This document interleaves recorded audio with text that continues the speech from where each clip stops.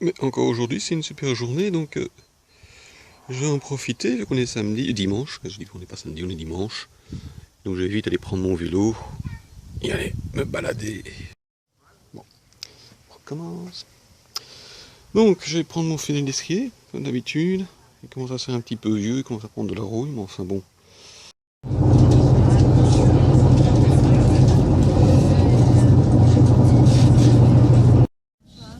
Alors c'est ici qu'il y a un fameux musée.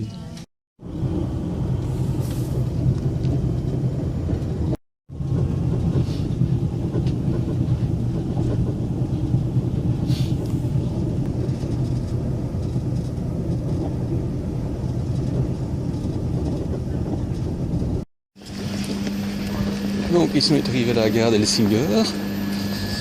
Chouette gare encore, moi j'aime beaucoup. Helsinger est une ville où il y a beaucoup de vieux buildings, donc c'est toujours une chouette ville à visiter. Et donc là en fait ce sont les portes que je prends pour aller au ferry, donc tout au bout du bâtiment, c'est les ferries que je prends pour aller à Helsingborg.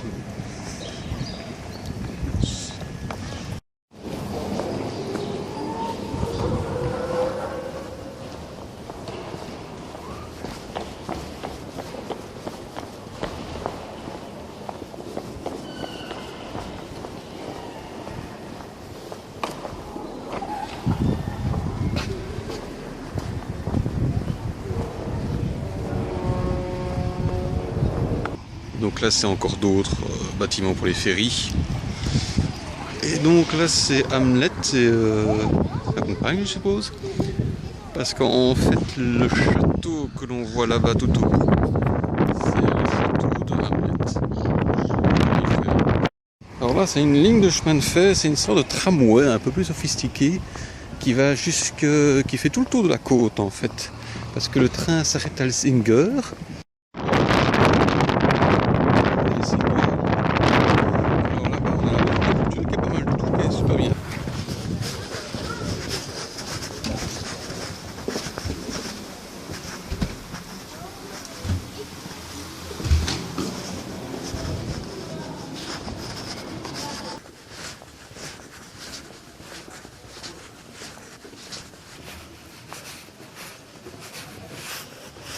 Ce qui est vraiment pas mal ici, c'est ça quoi. Donc à l'intérieur là où il y a tous les bouquins où on peut travailler tranquillement. Et en fait régulièrement il y a ce genre d'espace ouvert où on peut juste s'asseoir et passer son temps agréablement. Donc c'est quand même assez bien fait quoi. Personnellement j'aime beaucoup. Et pour une fois ils ont bien réussi leur coup au niveau du design quoi. Donc on peut vraiment voir ici que c'était les murs extérieurs et ils ont rajouté une structure en métal.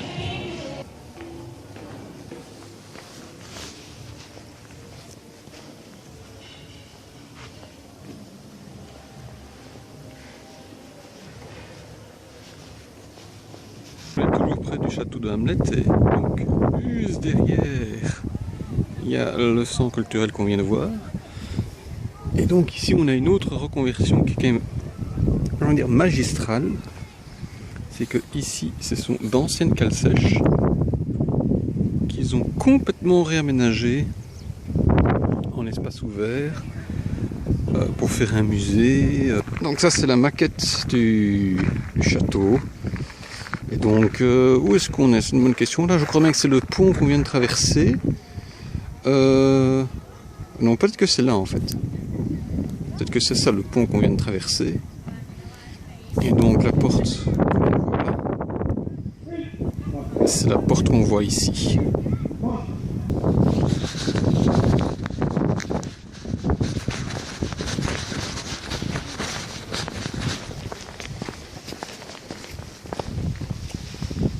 Et donc on voit que tout autour du château, il y avait toutes les intendances. Alors évidemment c'est pas Versailles, mais il y a quand même plusieurs gros bâtiments qui sont tout autour du château. Et donc évidemment la route qui mène au château tourne tout autour du château. Donc ici ça donne quand même une petite idée de la largeur des douves, on voit les gens sur le pont. Donc ici on voit bien les fenêtres qu'il y avait, et qui servaient je suppose à tirer sur les ennemis. C'est ça c'est encore une porte, ça c'était un accès au mur extérieur. Donc maintenant on passe le pont pour rentrer à l'intérieur. Et donc là c'est la porte du château proprement dite. C'était quand même une sacrée forteresse.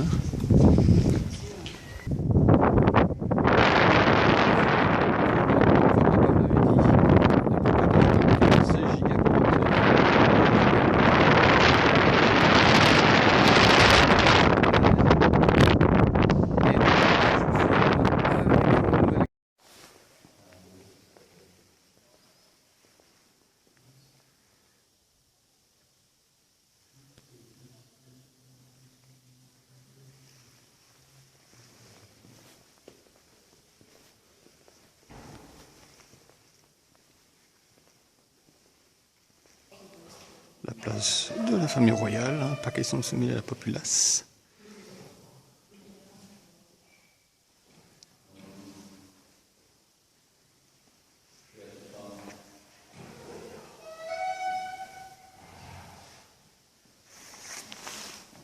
Alors, dernière chose avant de partir, j'ai quand même regardé la vue qu'on a d'ici. Une lignée des rangées de canons.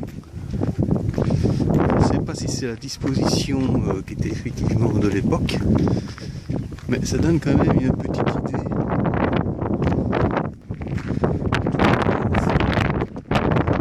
Ça ici pour le ferry que j'ai pris hier.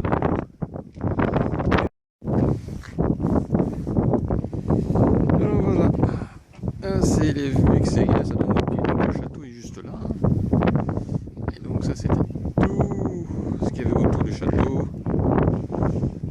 Donc il y avait quand même sur la formation qui voulait attaquer. D'un autre côté je suppose qu'avec une belle armada, il n'y a pas trop de problèmes. On voit bien qu'il y avait parfois des petits délais à la plage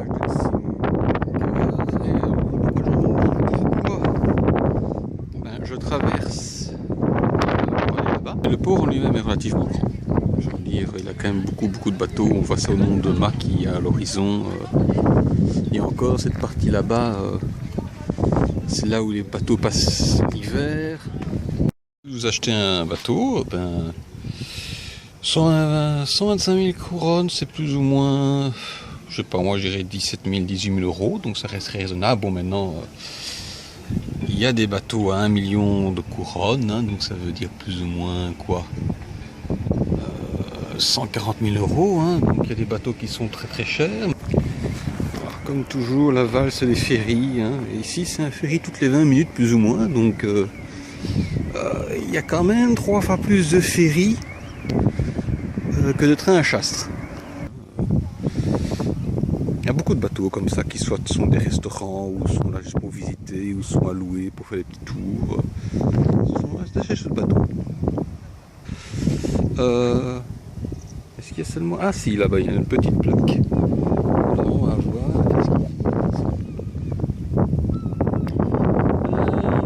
Quand je disais qu'Helsingborg c'est une petite ville, donc ça c'est la maison de la culture qu'on a été voir. Là-bas c'est le château.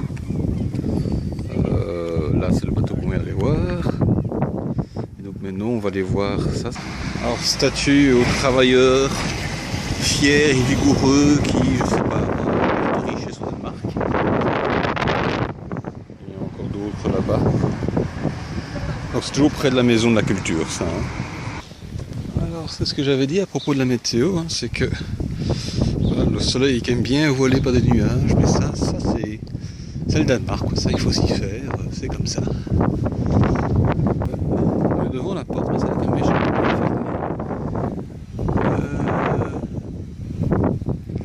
On va essayer cette petite porte là, on va bien voir.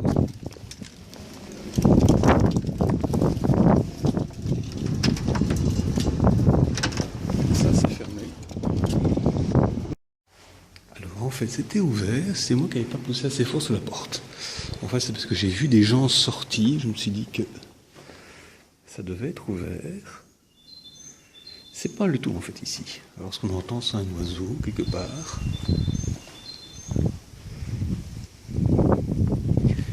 Mais je vous dis, c'est quand même une des rares places que je connais au Danemark qui ressemblent un petit peu à nos églises.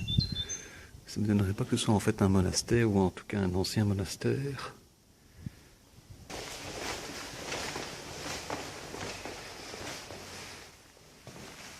Bon, on est à l'étage, mais pas grand chose.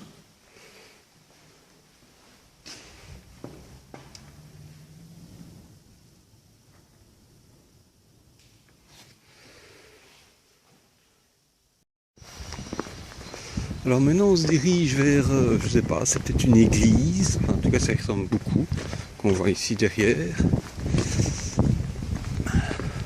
Alors, petite maison traditionnelle danoise, enfin bon c'est pas une petite maison, mais c'est un chouette style, où malheureusement ça a une tendance à disparaître, pour laisser place aux maisons plus design, plus modernes.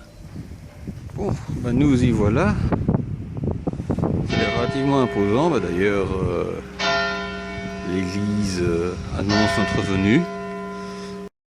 Alors, ça commence à devenir une habitude de dire que veuillez utiliser l'autre porte, mais ici, ils annoncent quand même que c'est fermé à 4h, il est 4h45, donc on va aller voir l'autre porte, comme indiqué, mais à mon avis, ici c'est vraiment fermé, quoi.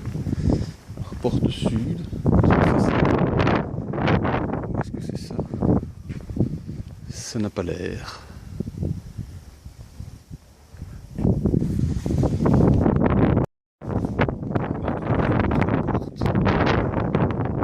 Oui, mais ça laisse fermé. Ouais.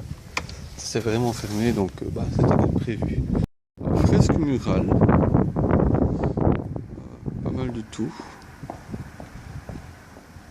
Bon, version un petit peu idéalisée de la vie. L'hôtel de ville. À mon avis, l'entrée se retrouve de l'autre côté et c'est certainement fermé.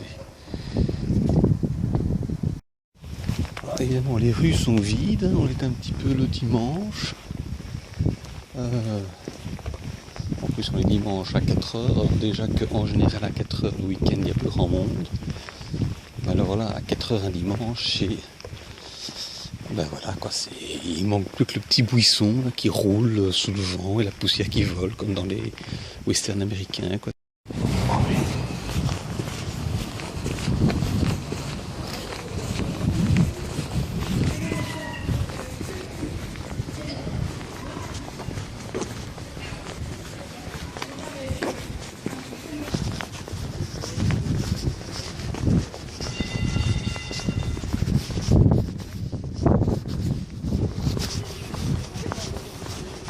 C'est une clinique pour pieds, donc foot thérapie. Alors je ne sais pas ce qu'on est danois.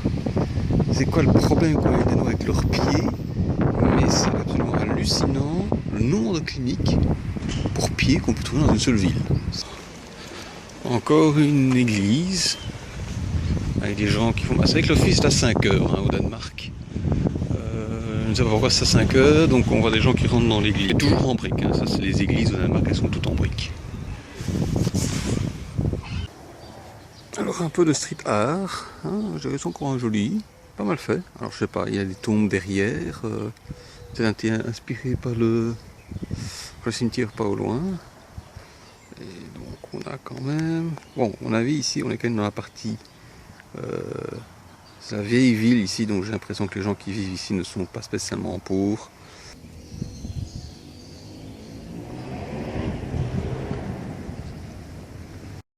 Alors j'ai une petite faim, donc je me suis dirigé vers le premier supermarché venu. C'est une grande nouveauté, ça c'est les supermarchés qui sont ouverts maintenant le week-end aussi. Parce qu'avant quand j'étais venu, le supermarché était fermé à... Le supermarché était fermé, je sais pas moi, 2h l'après-midi le samedi. Et maintenant c'est ouvert samedi, dimanche, de 10h à 6h. Bon ben ça m'a l'air beaucoup trop simple pour moi. Des salades et des légumes, non, ça c'est pas bon ça. Je vois des chocolats là-bas. Les chocolats ont l'air bien plus intéressants. Oui, ça c'est intéressant ça.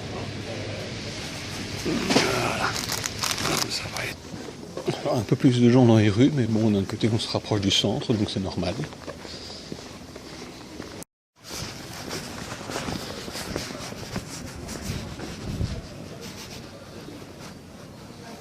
Donc la rue principale complètement, enfin je peux dire complètement déserte, mais enfin il n'y a pas grand monde.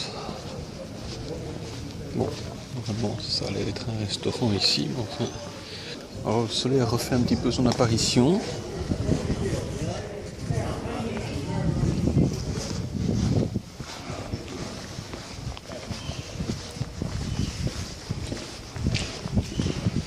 Alors là je suppose que c'est une ancienne maison maître qui a été reconvertie.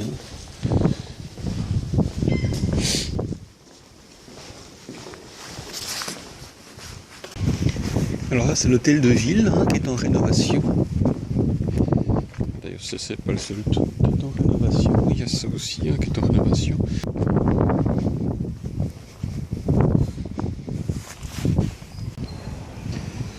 Donc ici l'hôtel de ville, la véritable entrée, et comme il se doit, on le voit avec des vrais horaires administratifs comme il le faut, du mardi, enfin du lundi au mercredi c'est de 9h à 1h30, le jeudi c'est de 9h à 5h et le vendredi c'est de 9h à midi. Il n'y a pas de doute, ça c'est l'administration quoi. C'est le style médiéval, je crois que c'est encore une des rares qui reste dans cette ville et je crois même que c'est une des rares que j'ai vues au Danemark. Donc c'est très rare de trouver ces genres de ruelles où on se dit qu'il n'y a pas grand chose qui a bougé depuis, à part quelques gouttières qui ont été rajoutées. Le reste, ça a l'air assez d'époque. Même les vitres ont l'air d'époque.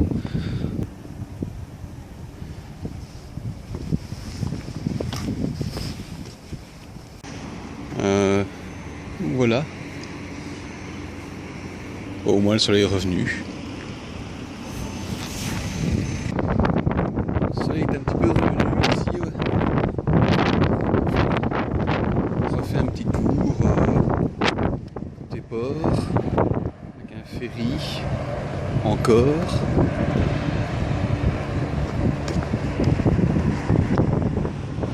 Ce qui est très courant, c'est que pour des raisons inconnues, les Danois aiment beaucoup le français.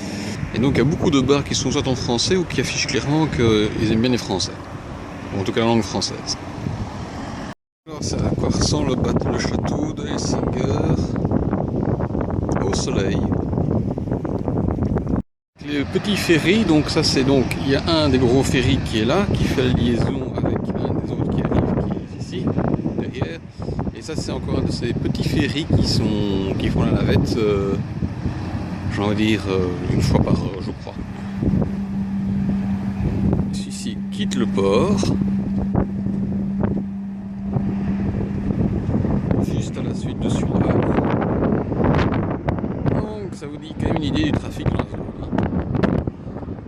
Et donc là maintenant je me redirige vers la gare. C'était donc une petite visite à Helsinger. Alors en fait j'hésite toujours parce qu'en fait il y a Helsingborg qui est donc là-bas à la maison, là où va le ferry. Je suis à Helsinger, donc en fait c'est Helsingborg, Helsinger, Île-Heureux, et je sais pas pourquoi, je confonds toutes les trois, d'autant plus que l'orthographe est relativement proche. Donc je suis toujours en train de réfléchir, là ici c'est Helsinger, là-bas c'est Helsingborg, et non je ne vais pas Île-Heureux. Donc voilà, c'est pour ça que j'hésite toujours entre les noms des villes. Alors, il y a un train qui arrive, il y en a un qui part, donc je vais essayer de le attraper, vite fait. Alors il faut savoir que l'alcool est beaucoup moins cher au Danemark, et surtout beaucoup plus facile à acheter, parce que toutes sortes d'alcool sont à disposition dans les supermarchés danois, qu'on n'a pas dans les supermarchés suédois. Donc beaucoup de Suédois font le trajet en train pour arriver ici, acheter leur alcool à bas prix et retournent en Suède directement.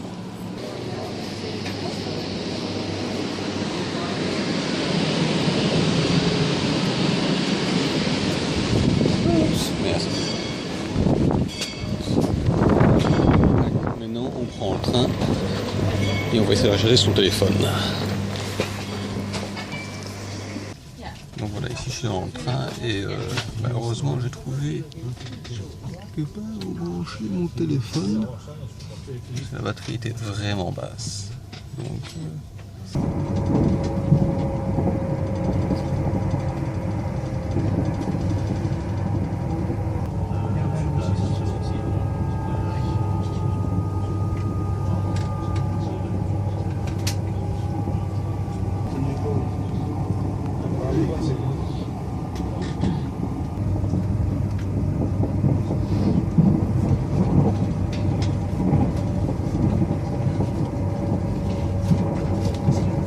voilà, donc maintenant je suis de retour à Roskilde et je vais essayer d'éditer la vidéo.